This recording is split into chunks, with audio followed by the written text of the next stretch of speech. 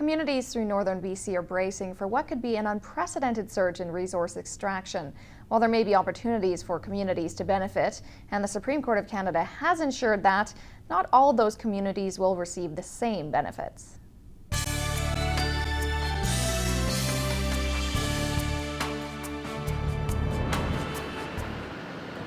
There are plenty of communities that pepper the landscape between Prince George and the coast, some readier for a booming resource sector than others. And that is the case of resource extraction all across the country.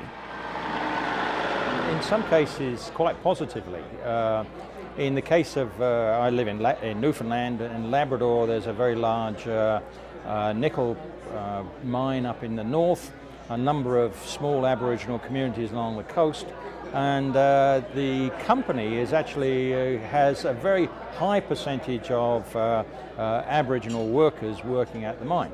There are communities in northwestern BC that could be very well overwhelmed by the sudden appearance of an unprecedented opportunity in the resource sector.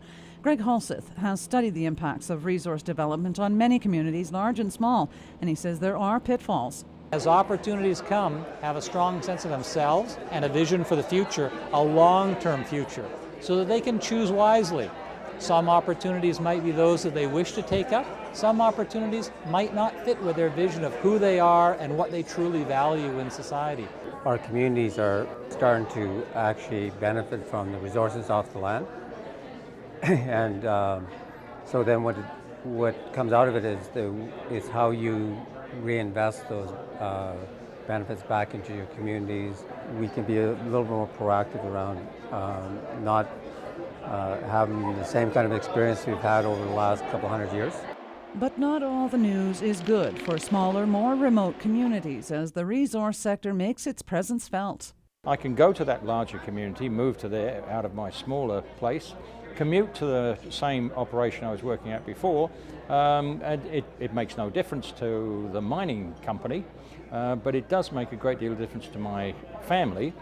Means to say that the small community loses the benefits of having those people. Much like Greg Halseth says, communities have to look from within before committing to a development at an escalated pace. Ken Edzurza says leadership is really important. It's all based on the type of leadership that's going to come out of the communities and how the community members hold their leadership accountable to a set of goals and that doesn't go out of line with their values. Edzurza says leadership is important, but if industry and government come in with bad intentions, it can create long-term problems for communities. So what's happening is it's now becoming good business to actually have good relationships. And this is what we're trying to do right now in our nation. The message for communities large and small: tread carefully. But there are greater pitfalls to the Aboriginal communities to taking advantage of the resource sector, one that needs to be addressed quickly. Cheryl Jan, CKPG News.